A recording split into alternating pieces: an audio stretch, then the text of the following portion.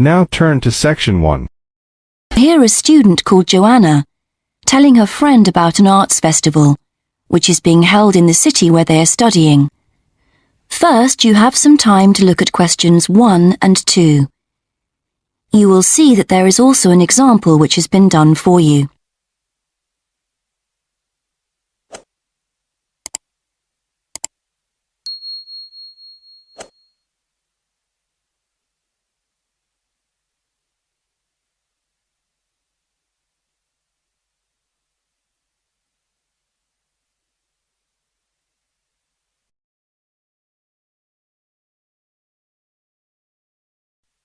Now we shall begin. You should answer the questions as you listen, because you will not hear the recording a second time. Listen carefully and answer questions 1 and 2. Hi, Joanna. Where have you been? Hi, Dave. I had to go into college to return a DVD I'd borrowed from the library. Oh, right. But while I was there, I got some information about the City Arts Festival that starts next week. Oh, yeah? I saw a poster advertising it somewhere. Yeah, and I picked up this leaflet from the library. It gives you the website address. So as I was there, I logged on to get more information. Actually, although they've got the full programme of events fixed now, you can't book online, which seems strange. There's a number to phone, though. And are there student discounts? I guess so, but I didn't notice. Anyway, there are 3 things I'd like to see. An Italian film, a rock concert, and an art exhibition. Oh, The exhibition's free, and you don't need to book, so I'll definitely go to that. But I'm going to get tickets for the film in case they sell out. good idea. You can always buy concert tickets at the door because that's in a really big hall. Right. Before you listen to the rest of the conversation, you have some time to read questions 3 to 10.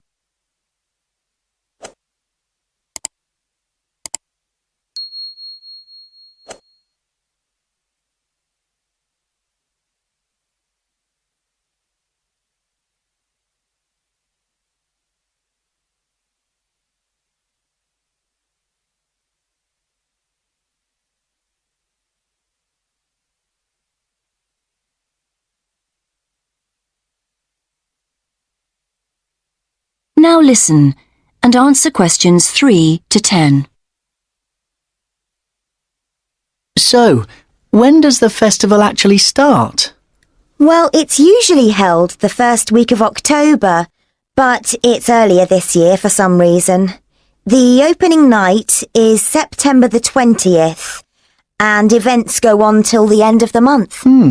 And have you got that phone number? Yeah, it's here. Look, it's 0967 990 776. OK, I'll write it down. 0967 990 776. Thanks. I thought the local council made a profit from the festival, but it says here that there's a commercial sponsor.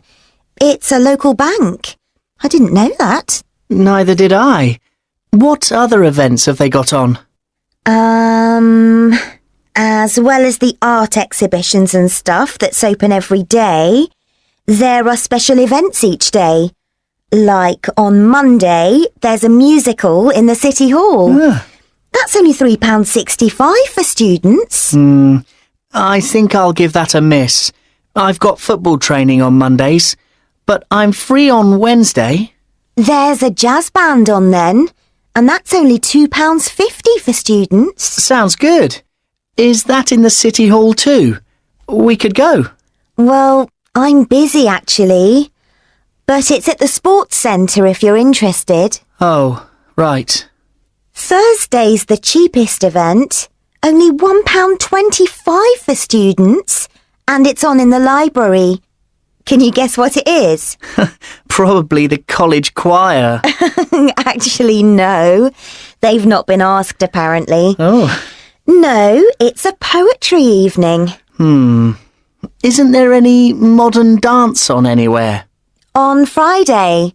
That's at the college. It's quite expensive though. £15 for adults and £12.75 for students. Yes, that is a lot. If I'm going to spend that much, I'd prefer to go out on Saturday. Yeah, me too. But on Saturday night there isn't live music or a party or anything.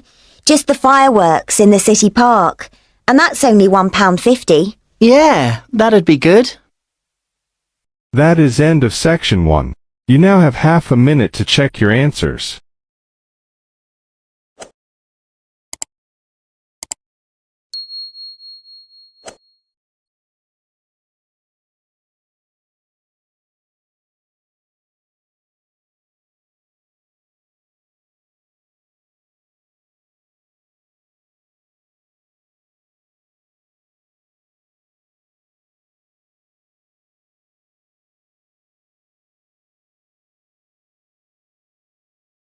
Now turn to Section 2. Section 2. You will hear a speech to a group of volunteers preparing for a town's anniversary celebrations. First, you have some time to look at questions 11 to 15.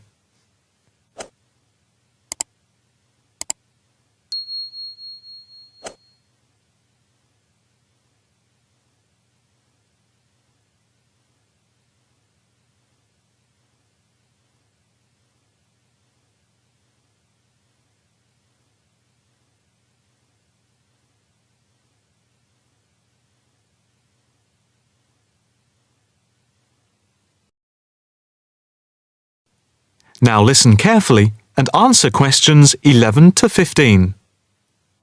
And now for the preparation plans for the town's 250th anniversary celebrations. We are going to follow the same system we had last year, but with a few changes to increase the party spirit. First of all, this time we are going to make the concert on the beach open to everyone without charge. This is because we have been given money by the council for the celebration, and also because last year we had so many problems with keeping people out who had not paid. And on top of this, people will not have to pay for refreshments either, as these are being donated.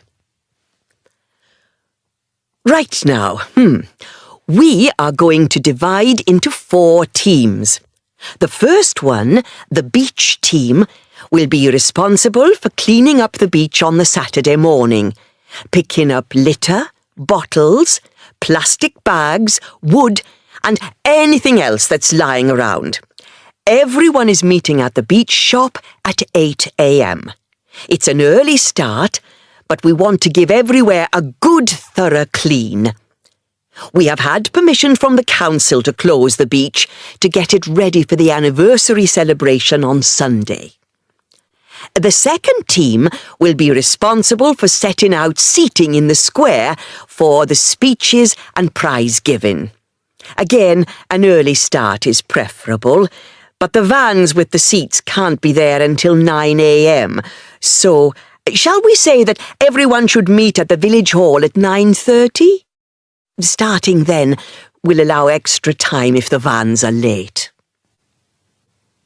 Before you hear the rest of the talk, you have some time to look at questions 16 to 20.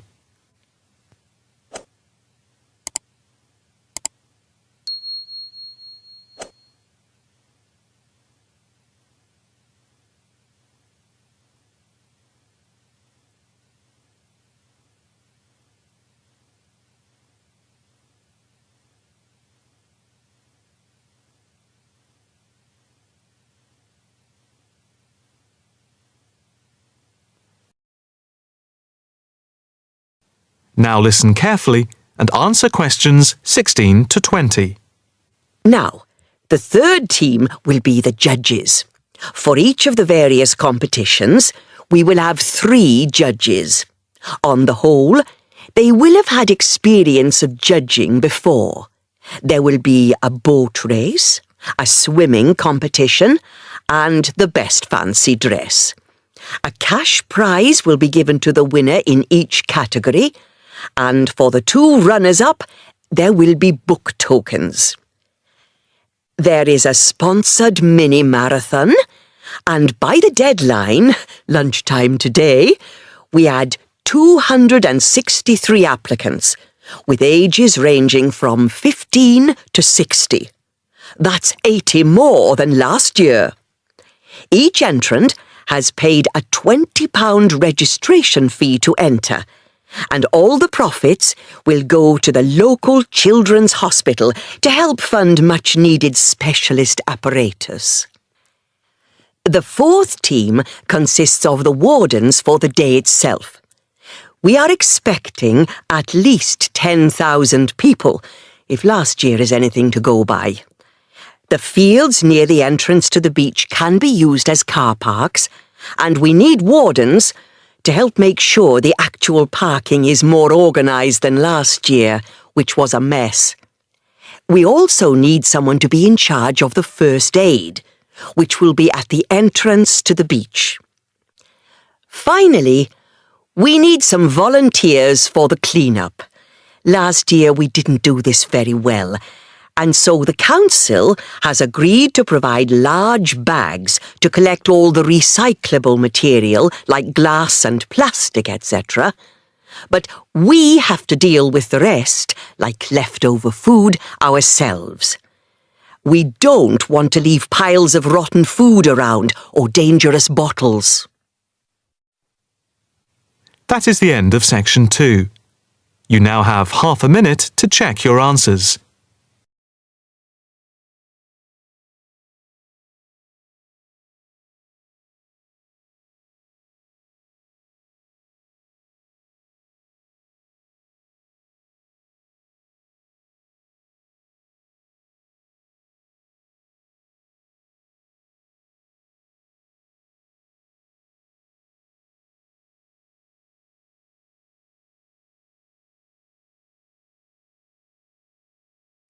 Now turn to section 3. You will hear a student called Sarah talking to her college tutor about some research she has to do as part of her course. First, you have some time to look at questions 21 to 27.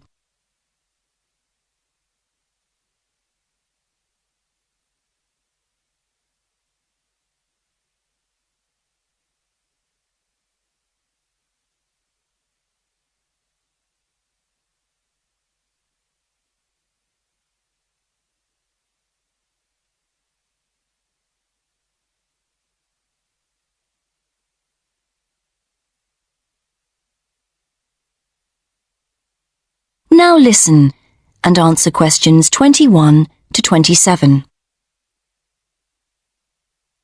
Hello, Sarah. Hi. So, you want to talk about your research project? That's right. I want to find out how many people use the Tourist Information Office and what they think of the service they get. Interesting. Have you written your proposal yet? No, that's what I wanted to ask you about. What should I include? Someone said I should make a list of my aims first. Well, I don't know about a list. A statement of aims is the correct term. It's just a quick summary of what you hope to get out of the project. OK, and should I include other documents I've prepared, like the questionnaire? I'm still working on that. I can check that later, but I think it's good to prepare an information sheet for participants. It would help you to think about interview methods. It'd be good to see that soon. Oh, right. And I want the project to have statistical data, not just to be a collection of opinions. That's good.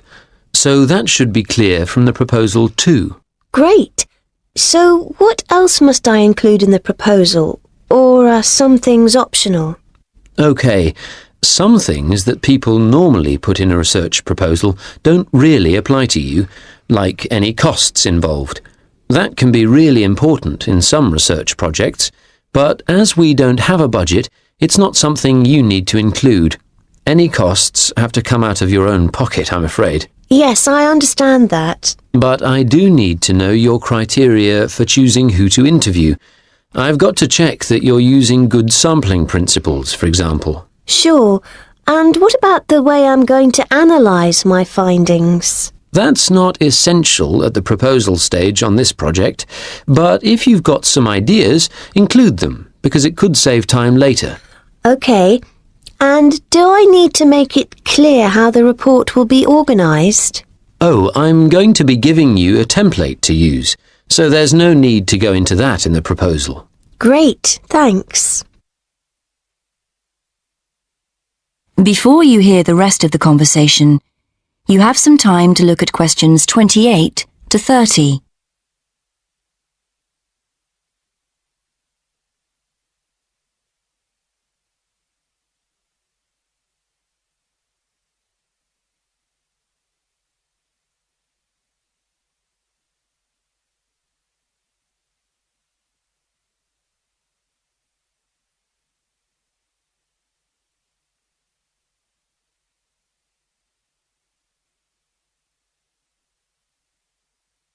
Now listen and answer questions 28 to 30. Actually, another thing we could discuss now is making sound recordings of interviews. Oh, right. Do I have to record them all? I could try to get as many as possible, but it'd be rather expensive. Yes, don't worry. You only need a few chosen randomly just to give an idea of how the interviews are going. You can send one in each time you update me on your progress. OK. How often should I do that? I haven't done a timetable for the interviews yet, but they'll be spread over 3 or 4 weeks, with about 200 in total. I reckon on doing 20 a day. Let me know how you're getting on at the end of each day's interviewing then, whether you've had any problems or not. It can be a lonely job. Thanks. I appreciate that. And what about the confidentiality of participants? Because that can cause problems. Well, I'm getting them to sign a consent form.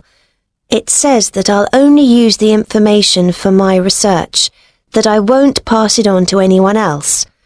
But that's the only promise I'm making. They have to give me their names and agree to their data being stored on the college computer network. That sounds good. You won't put names in your report, I know, and the data will all get deleted at the end of the year, but we don't promise any of that. Sure. That is the end of section 3. You now have half a minute to check your answer.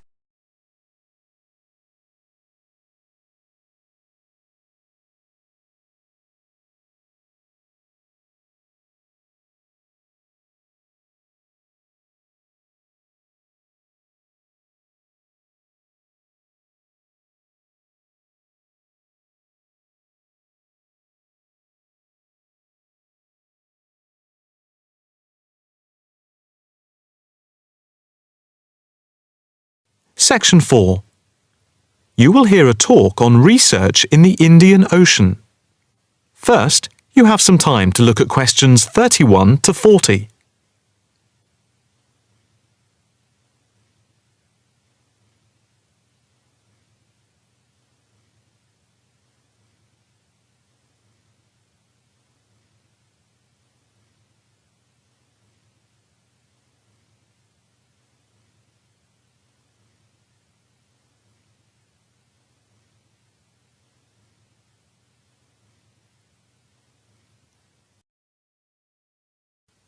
Now listen carefully and answer questions 31 to 40.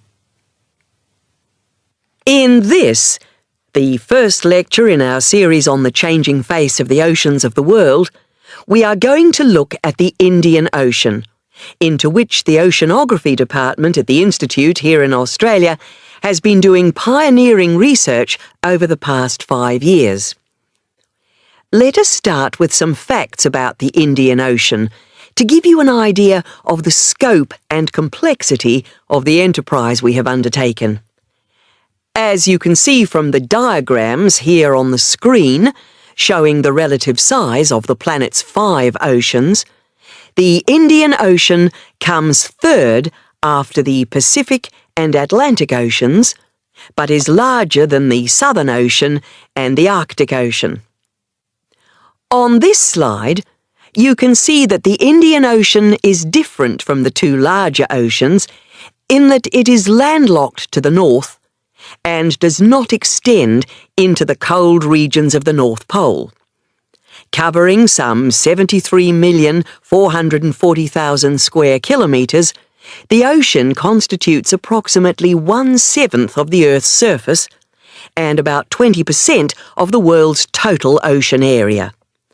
At the equator, it is around 6,400 kilometres wide, with the average depth being about 3,400 metres, and with the deepest point being the Java Trench at 7,450 metres. Flowing into the Indian Ocean, we have some of the world's greatest rivers.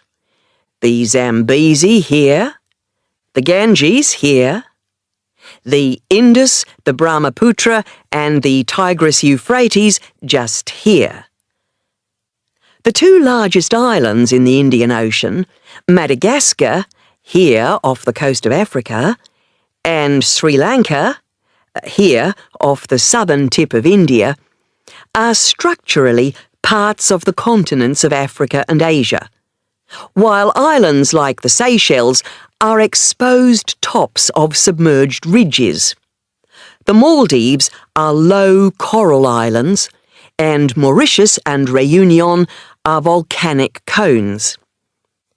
The surface waters of the ocean are warm, except where the ocean touches the cold waters to the south.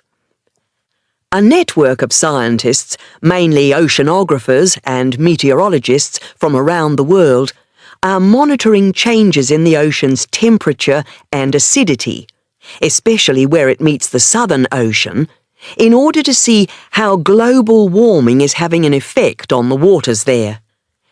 An assessment is also being carried out on how this is impacting on low-lying habitats and peoples in the more populated coastal regions around the rim of the ocean.